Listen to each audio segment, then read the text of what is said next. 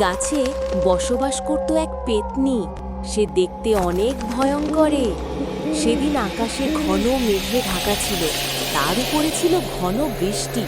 পেতনি পেটে ক্ষুধা, সে কি করবে তা সে ভাবতেছে। হঠাৎ পেতনি বলল, ওই ঘরে কে আছিস? বাইরে বের হ, আমি তোদের খেয়ে আমার খিদে মিটাবো। আমার আর বৃষ্টিতে ভিজে না খেয়ে থাকতে ভালো লাগছে না। কে আছিস? বের হ। ওরে বাবারে, শিমুল গাছে পেতনি দেখা যাচ্ছে। এতটা ভয়ঙ্কর চেহারা। সে আবার আমাদের ডাকতেছে, আমাদের নাকি খাবে। না যাই, মাকে গিয়ে বলি। আর এ ঘরে আমি একা থাকতে পারবো না, আমার গা কাঁপছে ভয়ে। মা, ও মা, কোথায় তুমি? তাড়াতাড়ি ঘরে এসো, আমাকে খুব ভয় লাগছে। আর এখানে পেতনি দেখা যাচ্ছে গাছে। কি বলিস মা? পেতনি আবার আমাদের উঠানে? বৃষ্টির ভিতরে পেতনি? হ্যাঁ মা, আমি দেখেছি। আমার তো গা কাঁপছে। কি চোখ তার, ভয়ঙ্কর চুল। তুমিও দেখো মা, জানালা দিয়ে। মা, তুমি একাই দেখো, আমি আর দেখতে পারবো না। একবার দেখে তো অনেক ভয় লাগছে আমার, আর দেখতে পারবো না আমি। ঠিকই তো বলেছ মা, ওখানে তো একটা পেতনি দেখা যাচ্ছে। ছি, এতটা ছটফট করছে কেন? এত ভয়ঙ্কর চেহারা তার। মা, আমি তার জন্যই তো আর দেখতে চাচ্ছি না। অনেক ভয় পেয়েছি আমি।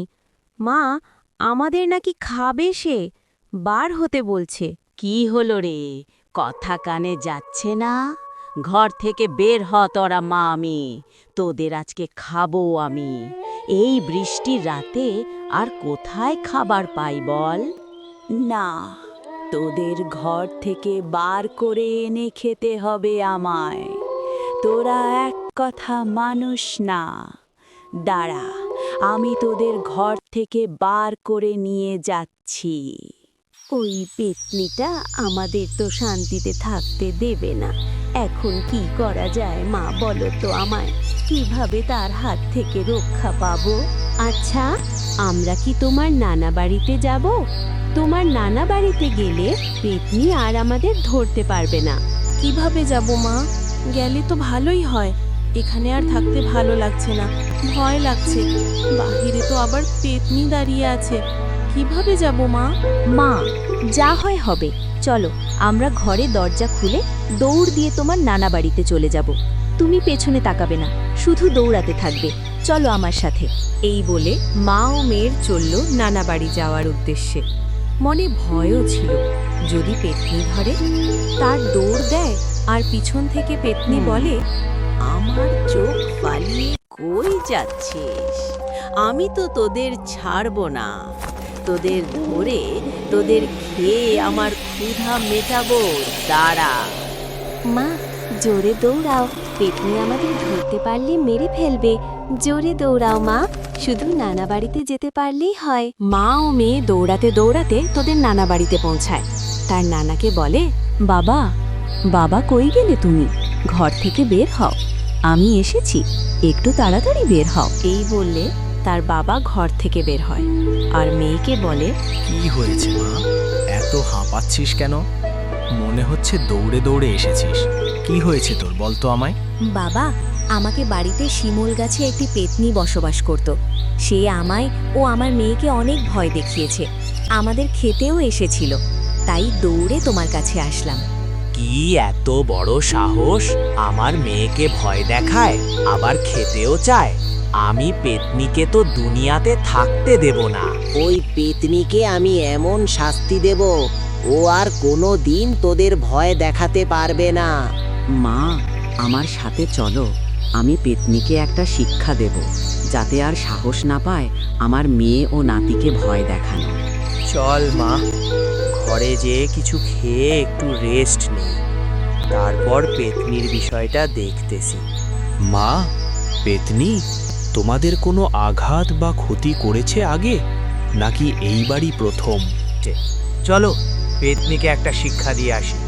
চল মা, তোমাদের বাড়ি যাই, পেতনির আজকে শেষ দিন।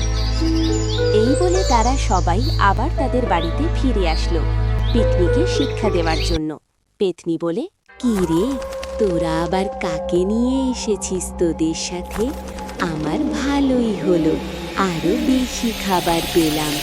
এবার 3 জনকে খাবো। তারা পেতনির কোনো কথা না শুনে পেতনির সামনে চলে যায় আর তার বাবা পেতনিকে বলে, তোর এত বড় সাহস, আমার মেয়ে নাতিকে ভয় দেখাস, আবার খেতেও চাস? কি আমাকে চিনিস? তুই আমার কি করতে পারবি শুনি? কি করতে পারিস তাই দেখবো আজকে। আজকে তোকে শেষ করে ফেলবো আমি। তুই যেখানে ছিলিস সেখানে যা, আমার মেয়ে নাতির পিছু চার, তোকে বোতলে ভরাবো আমি। চলে যা তুই বাঁচতে চাইলে। এত বড় কথা, তোকে আমি তোর ঘাড় মোটকে দেব, দাঁড়া। এত বড় সাহস তোর! এই বুড়ো দাঁড়া, তোর কি আজকে গলা? সাহস থাকলে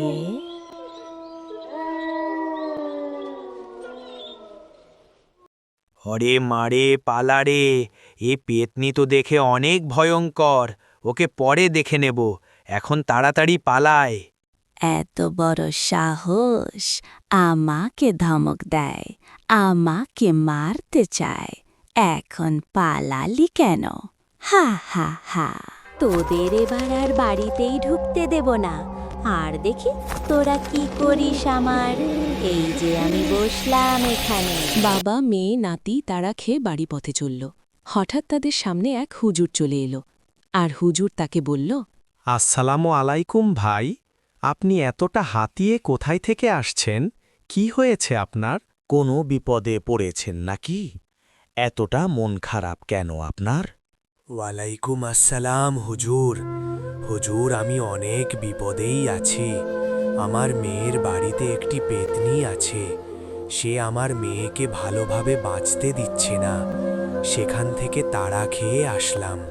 আমিও সেখানে গিয়েছিলাম ভাই, আমাকেও তাড়া করেছিল পেতনি, তার জন্য হাঁপাতে হাঁপাতে আসতেছি। কি বলেন ভাই, এত বড় সাহস পেতনির? আমার এলাকায় মানুষকে ভয় দেখায় পেতনি? দেখি কেমন শক্তি পেতনির, আমাকে সেখানে নিয়ে চলো তো ভাই, আমি পেতনিকে একটি চরম শাস্তি দিয়ে আসব, আমাকে নিয়ে চলো সেখানে। ঠিক আছে হুজুর, চলেন। ওই পেতনি আমার ছোট নাতনি, তাকেও অনেক ভয় দেখাইছে, ওকে কঠিন শাস্তি দিতেই হবে। চলেন হুজুর। এই বলে তারা সকলেই চলে গেল পেতনির কাছে পিকনিকের শাস্তি দেওয়ার জন্য। আর ওদিকে পেতনি বলে, ওটা ওরা আবার কাকে নিয়ে আসতেছে? দেখে তো মনে হচ্ছে ওটা একটা হুজুর। ওরা আবার মরতে আসছে আমার কাছে। এই বলতে তারা সবাই পেতনির সামনে চলে আসে আর হুজুর তাকে বলে ওঠে, তোর নাকি খুব জোর হয়েছে, তুই নাকি আমার এলাকার মানুষকে ভয় দেখাস, তাদেরকে মেরে ফেলতে চাস?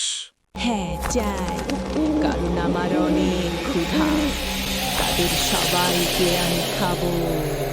আমাকে কেউ কিছু খেতে দেয় না, আমি তাদেরকে খাবো। দেখছেন হুজুর, আপনার সামনে কেমন করে কথা বলে? ওর কঠিন শাস্তি হওয়া দরকার। তোর হুজুর আমার কি শাস্তি দেবে মূর্খ? আমি তো তোর হুজুরকে ঘাড় মোটকে দেব এখন। এত বড় কথা, সামান্য পেতনি হয়ে তোর চেয়ে কত বড় ভুট্টা আমি শাস্তি দিলাম, আর তুই তো আমার কাছে কিছুই না। এখনো বলছি মাফ চা। কি আমি মাফ চাবো ওদের কাছে? তোর মাথা কি খারাপ হয়ে গেছে হুজুর? দেখছেন হুজুর কি রকম বেয়াদব পেতনি, আমাকে অনেক ভয় দেখাচ্ছে ওই পেতনি। হুজুর, আপনি তাকে একটা কঠিন শাস্তি দিবেন, যেন সারা জীবন মনে রাখে। সে আমাকেও আমার বাবা আমার মেয়েকে তাড়া করেছিল মারার জন্য। অল্পের জন্য বেঁচে গেছি আমরা। তোর তো এবার কোনো মাপ নেই, তোকে আমি আমার বোতলের ভিতর ভরাবো। তুই দাঁড়া বজ্জাত পেতনি। তুই কি করতে পারবি আমার? আমি তাই দেখব আজকে। আমি তো শক্তি দেখতে চাই, তোর কত দৌড় আছে দেখি। দেখ তাহলে কি করি তোর। বিসমিল্লাহির রহমানির রহিম। ওরে বাবারে, আমার গা জ্বলছে কেন? দা এত ছটফট করছে কেন? আমি তো ঠিক থাকতে পারছি না। হুজুর, আমাকে কি করলেন আপনি? আমি তো দাঁড়িয়ে থাকতে পারছি না, মনে হচ্ছে আমার গায়ে যেন কিছু ফুটছে। হুজুর, আমাকে মাফ করে দিন। আমার এরকম ভুল আর হবে না। এবারের মতো ক্ষমা করে দিন। আমি অনেক দূরে চলে যাব। এতক্ষণ যে খুব জোর দেখালি, তোর ক্ষমতা কই গেল? আমার ঘাড় নাকি মটকাবি? তাই মটকা। এতক্ষণ যে খুব জোর দেখালি, তোর ক্ষমতা কই গেল? আমার ঘাড় নাকি মটকাবি? তাই মটকা। আর আমি তোকে কেমনে মাপ করব? তোকে তো তারাই মাপ করবেন যাদের সাথে তুই অন্যায় করেছিস, খারাপ ব্যবহার করেছিস যাদের সাথে, তাদের কাছে মাপ চা। আমাকে মাফ করে দিন আপনারা। আমার অনেক বড় ভুল হয়েছে। আমি অনেক দূরে চলে যাব। আমার এইবার মাফ করে দিন। আমার ছায়া আর কোনো দিন দেখবেন না। দাদা, আমাকে মাফ করে দিন। আপনারা ক্ষমা না করলে হুজুর আমাকে শাস্তি দেবে। আমাকে চিরদিনের জন্য বন্দি করে রাখবে। ঠিক আছে, আমি মাফ করে দিলাম। আমার নাতি আর আমার মেয়ে কি করবে আমি তা জানি না। নানু ভাই, আমি তাকে মাফ করে দিয়েছি। সে যেহেতু তার ভুল বুঝতে পেরেছে, সে নাকি আর আমাদের বাড়িতে আসবে না, ভয় দেখাবে না, তাই মাফ করে দিয়েছি। হ্যাঁ বাবা, আমিও তাকে মাফ করলাম। আর যদি তাকে দেখি, তারপর খবর আছে তার। তাকে দূরে কোথাও যেতে বলেন। তুই দূরে কোথাও চলে যা, তোকে যেন আর জীবনে এখানে না দেখি। একবার এই গ্রামের বাইরে যাবি, আর কাউকে যেন ভয় না দেখাস। ঠিক আছে হুজুর, আমি আর কাউকে ভয় দেখাবো না। এবার আমার চরম শিক্ষা হয়েছে। আমি তাহলে গেলাম হুজুর, অনেক দূরে। এই বলে পেতনি সেখান থেকে চলে যায়। আর হুজুর তাদেরকে বলে, তোমরা আজ থেকে নিরাপদ, আর কোনো দিনও পেতনির ছায়াও দেখবে না এই জায়গায়। নিশ্চিন্তে থাকতে পারো আজ থেকে। আপনাকে অনেক ধন্যবাদ হুজুর, আর এখানে আপনি না থাকলে আমাদের বড় একটা বিপদ হয়ে যেত। এই বলে হুজুর সেখান থেকে চলে যায়। আর তার বাবা তাদেরকে বলে, চলো আমরা ঘরে যাই। আজ থেকে আর কোনো ভয় নেই আমাদের। ও আর কোনো দিন এখানে আসবে না। চলো তাহলে। বন্ধুরা, গল্পটি যদি ভালো লেগে থাকে তাহলে অবশ্যই আমাদের চ্যানেলকে সাবস্ক্রাইব করবেন। ধন্যবাদ।